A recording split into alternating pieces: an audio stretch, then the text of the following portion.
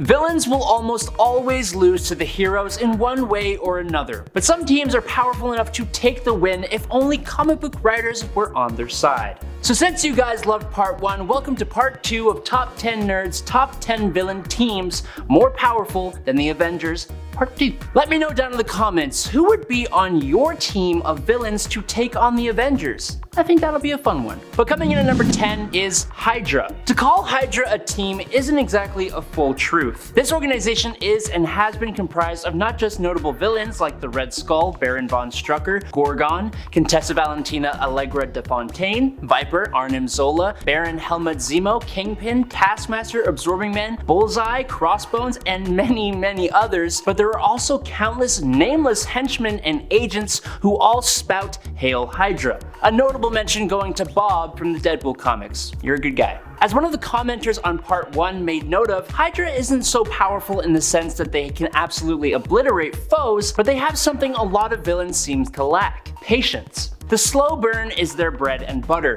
with slowly enacted plans that eventually lead them to almost secure world domination. Characters like Thor could punch as many dudes as he wants, but it's the members of Hydra who we don't even know about that are the real problem. What is actually insane to me is that Hydra has actually been around since pre-human time. It was a group of cold-blooded reptile-like aliens that planted the seeds that would eventually give rise to Hydra, with our earliest records of Hydra dating back to 3rd Dynasty Egypt. And at number 9, the Marauders. I think that a lot of mutant villain teams can give the Avengers a headache. As a commenter said in the last video, there is a reason that villains like Magneto and Apocalypse say that mutants are the superior species. Well, one of the cooler mutant villain groups out there, in my humble opinion, would be the Marauders. Originally, the Marauders were a group of mutant mercenaries working for the villain Mr. Sinister. They were formed by Gambit in order to eradicate the population of physically undesirable mutants known as the Morlocks. To accomplish this task, Gambit called in Sabretooth, Arclight, Harpoon, Malice, Scalp Hunter, Scrambler, Vertigo, Riptide, Blockbuster, and Prism. The team has also been led by Magneto, Grey Crow, and Mystique at different points in time, and has also had villains like Ares, Chimera, Omega Sentinel, Polaris, Sunfire, and other unnamed soldiers. And as you might have guessed from Mr. Sinister's involvement, there have also been clones of these characters on the team as well. This group of mercenaries may not seem like the most powerful, but with such ruthless and unforgiving characters, they could easily do some damage to the Avengers. On a side note, if I hear someone bring up Rune King Thor again as if he was ever on the Avengers team with all that power, I'm gonna lose it. He was around for like 5 minutes and it was to stop Ragnarok, and then he just went away. In at number 8 is the Hellfire Club. Similar to Hydra, again, the Hellfire Club are not exactly a team, but kind of. And also like Hydra, they play a much more subtle game in terms of their villainous ways. The Hellfire Club has been around since the 1700s, beginning as a British social elite club that would provide luxuries to its members that were not exactly legal or not exactly morally upstanding. But they had a secondary goal of putting together their financial wealth and political power to influence the world from the background for their own goals. While it has many members in different cities, some of which are just regular wealthy people, the group is run by its inner circle, many of whom are indeed powered, and more often than not, they are mutants. This group takes their names after different chess pieces with the black and white kings, queens, bishops, and knights. Now we've already talked about one of them with the White Queen Emma Frost, my bae. But there have been many other members and not all of them have been villainous. So specifically, we're going to talk about the more evil ones. Names like Sebastian Shaw, Elias Bogan, Blackheart, Tom Cassidy, Mystique, Magneto, Trevor Fitzroy, Norman Osborn, Ezekiel Stane, Jason Wingard, Mountjoy, and Emma Steed have all been part of the Hellfire Club. While it isn't really an evil group anymore, with most of the current group made up of heroes, in its prime days of villainy, it absolutely caused problems for the world's heroes. Whoa. Are you subscribed to Top 10 Nerd?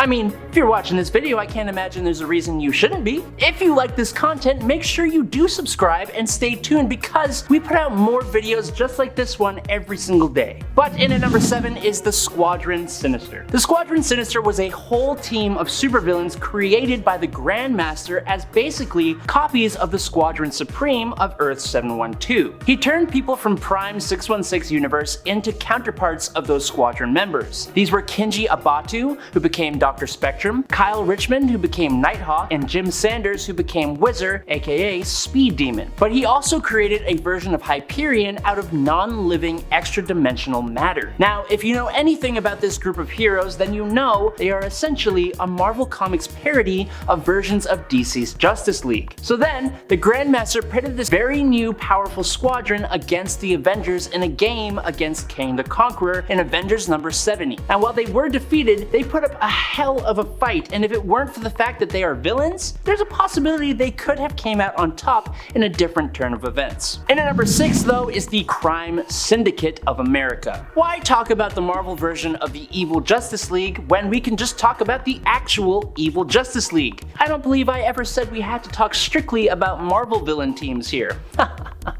Anyways, no, DC's Earth 3 is home to the Crime Syndicate of America, an evil, power-obsessed, and incredibly powerful version of the Justice League that were even strong enough to almost completely take over the actual Earth Zero of DC Comics. Where the Squadron Sinister has Hyperion, who is basically a poo-poo version of Superman, the Crime Syndicate has an actual kryptonite-addicted Superman who pushes around the moon. But on top of that, they have Deathstorm with the Firestorm Matrix powers, Grid, which is basically Cyborg, Johnny Quick, the homicidal Flash, the cowardly Power Ring, who would probably fall to the Avengers honestly, Superwoman, who while extremely powerful was also extremely manipulative, and obviously Owlman, Thomas Wayne Jr., and his sadistic version of Alfred Pennyworth. I would actually love to see how the Avengers fare against this group of villains, because I think it would be really interesting. Let me know your thoughts down below.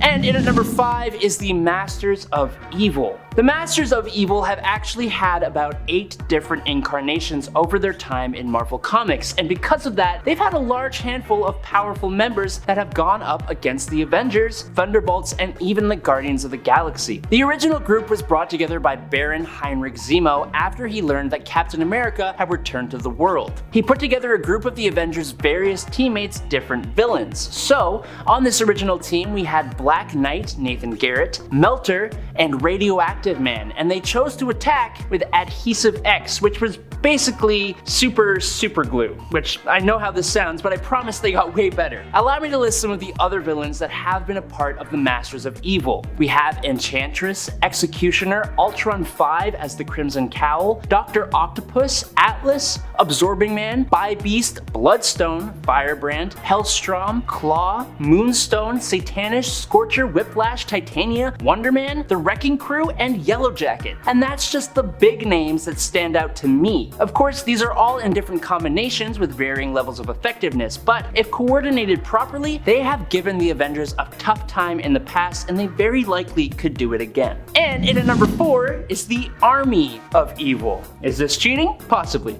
Do I care? Nope. Get at me, haters. The Army of Evil was essentially Baron Helmut Zemo taking his reformed Masters of Evil and creating an even bigger team of villains, all for the purpose of helping to expand the power and reach of his arch nemesis, Captain America. What? Yes, this wasn't the Captain America we are used to. This was an evil, twisted version of Captain America who was loyal to Hydra thanks to the Red Skull and his use of a sentient cosmic cube named Kobik. And that was only because Marvel decided to make Steve Rogers loyal to Hydra and then realized that no one wanted that. This Army of Evil consisted of Zemo and the current Masters of Evil alongside Absorbing Man, Baron Blood, Blackout, Blue Streak, the Circus of Crime, Count Nefaria, Cyclone, Dragonfly, Pharah, Graviton, Grey Gargoyle, Gypsy Moth, Hobgoblin, Jack-O-Lantern, Kraven the Hunter, Lady Bullseye, Living Laser, Madame Menace, Mr. Hyde, MODOK, Nitro, Regent, Scorcher, Serpent Solutions, Squid, the UFOs, Whirlwind, Wizard, and Yellowjacket, and they were sent to attack Midtown Manhattan to lure out America's superheroes, where Zemo would then use the Darkhold to trap the island in Dark Force. Number 3, the Cabal.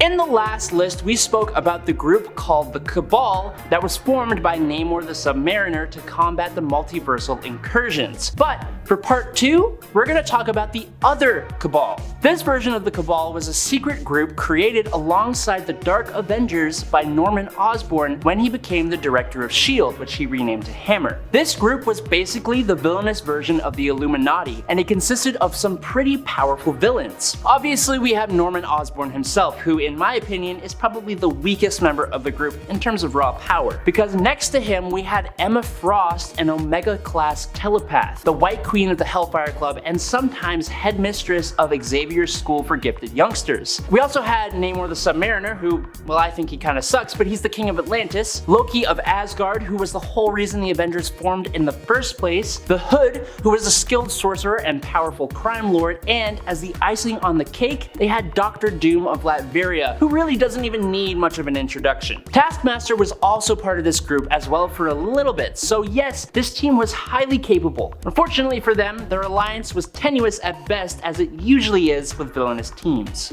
And at number 2 is the Legion of Doom. So we talked about the crime syndicate from the DC universe, but what would be even more compelling than that would be to see how a group of actual Prime Earth DC villains would do against the Avengers. And why not pick the Legion of Doom as that group? The Legion of Doom is made up of probably the most prominent of the Justice League's individual villains. I mean, we've got Lex Luthor founding this team and being backed up by Black Manta, Cheetah, Gorilla Grodd, the Joker, and Sinestro. But that's just the original group. Currently, it consists of Amazo, Black Hand, Brainiac, Captain Boomerang, Captain Cold, Golden Glider, Heatwave, Punchline, Scarecrow, Vandal Savage, and Weather Wizard, plus all the original members who I just mentioned. And it at one point even had Black Adam, Mr. Freeze, and Ra's al Ghul. This team would absolutely crush the Avengers, and that's hard for me to even say because I definitely prefer Marvel over DC. There's just no doubt in my mind. Well,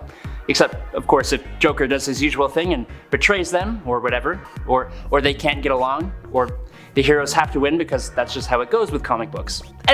Barring those 3 things, they would crush. Anyways, in for number 1, and for my last trick, I will talk about a group of villains from neither Marvel or DC. No, for our number 1 spot, we're going to talk about the Viltrum Empire from Image Comics' Invincible series. Again, a loose definition of the word team, but I mean, if you're all from the same planet with the same goal of ensuring the survivability of your race, that's kind of like a team, a very large team. But the Avengers have faced off against entire races of species before, so I don't know. While they have faced off against other races, the Viltrumites, this is a race of absolutely mind-bogglingly strong humanoids who are next to impossible to take down and who just come back stronger after they heal. Just 3 Viltrumites were able to fly through a planet and completely obliterate it. The Grand Regent of the Viltrumites himself, Thrag, was able to tank some of the most powerful of the heroes that the Earth had to offer, and even the strongest of his own race were absolutely terrified of him. I mean, the final climactic